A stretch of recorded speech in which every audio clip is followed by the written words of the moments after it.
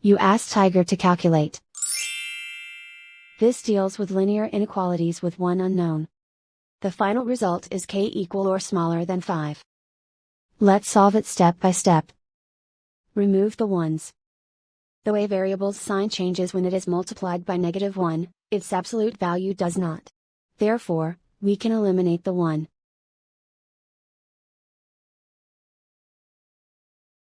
Group all constants on the right side of the inequality. Add 5 to both sides.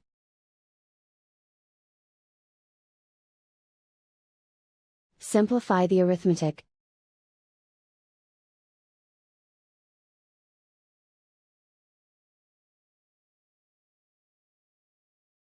Convert the k into a positive number. Multiply both sides by -1.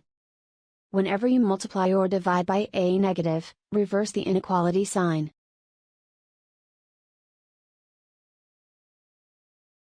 Remove the ones.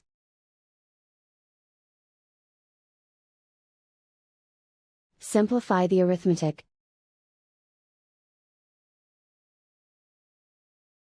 Plot the solution on a coordinate grid. And so the final result is k equal or smaller than 5.